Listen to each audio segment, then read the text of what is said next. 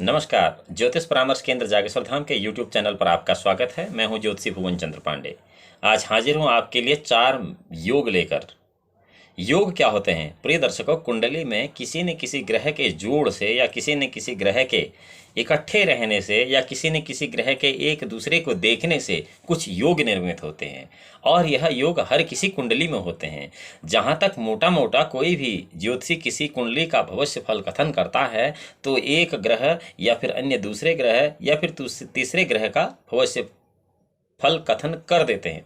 अब यहाँ पर यह है कि कई बार आपको यह पता ही नहीं होता कि आपकी कुंडली में कई सारे योग हैं। इनमें से कुछ योगों को मैंने पहले आपको बताया है, जिसमें मैंने वापी योग, यूप योग, श्रृंगाटक योग और कुछ अन्य योगों के बारे में बताया था। आज हम आपको बताएंगे सफल योग। सफल योग 4 प्रकार के योग होते हैं, यानी कि 4 सफल योग होते हैं। पहला सफल योग जो है उसको सफल चामर योग कहते हैं। दूसरा सफल शंख योग होता है। तीसरा सफल भेरी योग होता है। चौथा सफल मृदंगादि योग होता है। हम इसको चामर योग, शंख योग, भेरी योग और मृदंगादि योग न कहकर सफल चामर योग, सफल शंख योग, सफल भेरी योग और सफल मृदंगादि योग कहते हैं। अब आपको बताते हैं कि आपकी कुंडली में किस प्रकार से यह सफल योग होते हैं। यदि आपकी जन्म कुंडली किसी भी जन्म कुंडली में इसमें कहा गया कि उच्चगे लग्न के केंद्रे चामरो जीविक्षते सौम्य द्वयान्विते लग्ने व्योमग्नि माथवे अद्विमदे दीर्घायुर्विबुधो भूपो अन्यो अथवा नरः वक्ताने ककलाभिज्ञो जातसा मर्योगजः। अर्थात उच्चगे लग्नपे केंद्रे चामरे जीव वीक्षिते। अगर उच्च स्थित लग्नेश यदि केंद्रगत हो और गुरु से दृष्ट हो, यानी गुरु से देखा जाए, तो अथवा सौम्य द्वयान्विते लग्ने व्योमग्नि ही भाग्ये अथवा मदे। अथवा शुभ ग्रह लग्न में हो, नवम में हो, दशम में हो या सप्तम भावगत हो तो भी चामर नाम का सफल योग होता है। और दीर्घायुर्विबुधो भूपबंध्यो अथवा नरः वक्ता अनेक कलाभिज्ञो जातश्चामर योगजः। और यदि आपकी कुंडली में चामर योग है तो फिर ऐसा जातक या ऐसा व्यक्ति राजबंदित, बहुत अच्छा वक्ता, अनेक कलाओं का जानकार और नाना प्रकार की सुख समृद्धि वाला योग होता है। उसके बाद हम आते हैं सफल शंख योग के तरफ। सफल शंख योग किस प्रकार है? इसके लिए कहा गया है कि अन्योन केंद्र गो शुन पुत्र हो सबले अंगे आपी ही किवा चरंगे कर्मे शेषंग प्रबल भाग्यपे दयावान सुकृति विद्वान सुभक्ति कलत्रवान दीर्घायुश्च शुभाचार संख्ये जाता प्रजायते है। अर्थात पंचमेश अन्योन केंद्र गो सुनुष पुत्र हो सचले अंगे भी। अच्छा, पुत्र को अर्थात पंचमेश षष्ठेश परस्पर केंद्रगत हैं।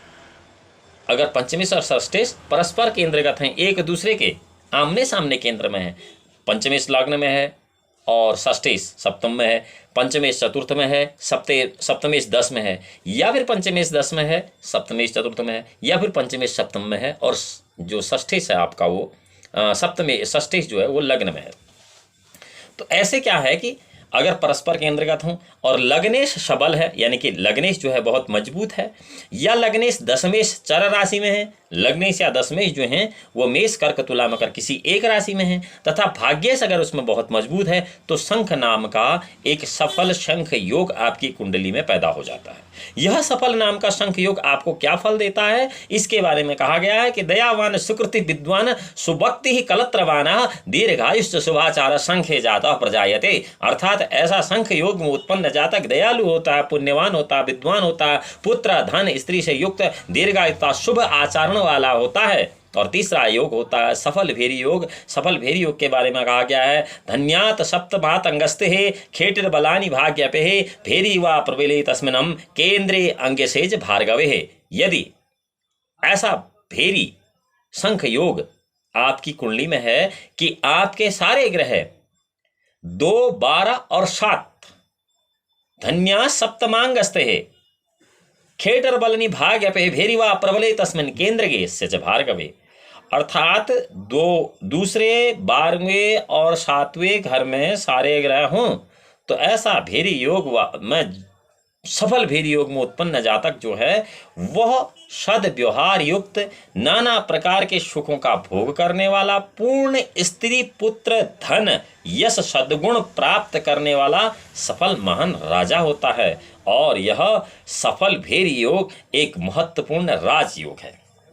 सफल अब इसमें जो सफल मृदंग आदि योग है, वो मृदंग आदि योग के बारे में कहा गया है कि सर्वोच्च स्थिताग्रह केंद्र कोणगा शबलेपि मृगतस्त्रम जतास्तु राजा वा राजसन्निभः मदेसे व्योमगे तुच्चे साबिक से कर्म पे श्रीनाथ योग हो जातो अत्र राजा स्वादृश्य निभः।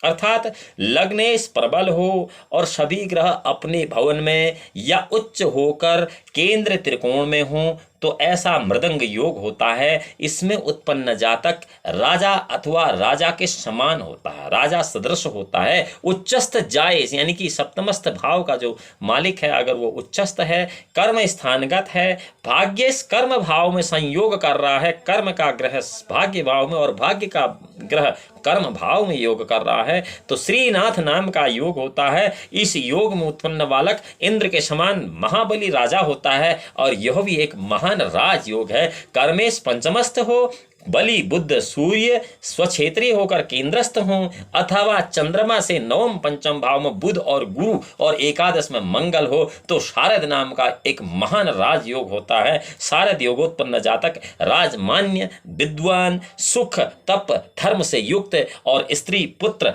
धनपूर्ण होता है। और उसके बाद एक सफल मत्स्य योग होता है। मत्स्य योग अलग है लेकिन सफल मत्स्य योग अलग है। ये सफल मत्स्य योग के बारे में कहा गया है कि सुबह लग्न तपस्ते शुभा शुभयुते सुते क्रूरे चतुर्य रंध्रे मत्स्य योग प्रकृतितः दयालु काल विदा विद्वान बुद्धि रूपण गुणान्वितः यशो बल तपोयुक्त मत्स्य हो योग भव भवित। अर्थात लग्न तथा नवम में शुभ ग्रह हूँ, पंचम में शुभ तथा पाप ग्रह दोनों इकट्ठे हूँ, चतुर्थ अष्टम में पाप ग्रह हूँ तो मत्स्य नाम का योग होता है। इसके लिए आवश्यक है कि लग्न और नवम में शुभ ग्रह होना, पंचम में शुभ और पाप दोनों ग्रह का होना और चतुर्थ अष्टम में पाप ग्रहों का होना, तब मत्स्य नाम का योग होता है। दयालु काल विदा विद्वान बुद्धि रूप गुणान्वित यश बलोपयुक्त हो मत्स्य योग भवो भविता। अर्थात ऐसा मत्स्य योग में जो भी जातक उत्पन्न होता है वह दयालु कालवेता विद्वान धर्मज्ञ सौंदर्य बुद्धि गुणों से युक्त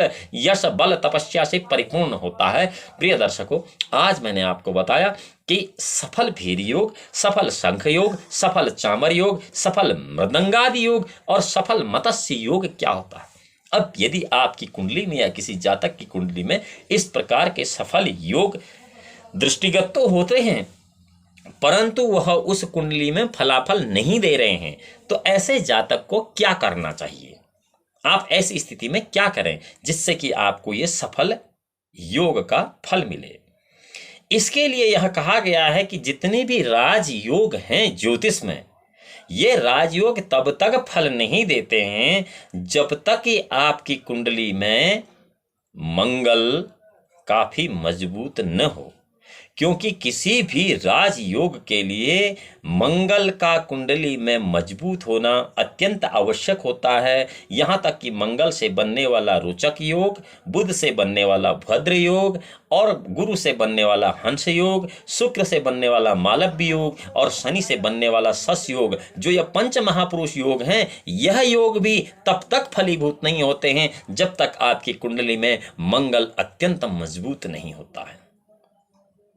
तो यदि आपकी कुंडली में ये सफल भेरी योग, सफल शंख योग, सफल चामर योग, सफल मृदंगादि योग और सफल मत्स्य योग हैं, तो आपको क्या करना चाहिए जिससे कि ये आपको शुभाशुभ फल दें?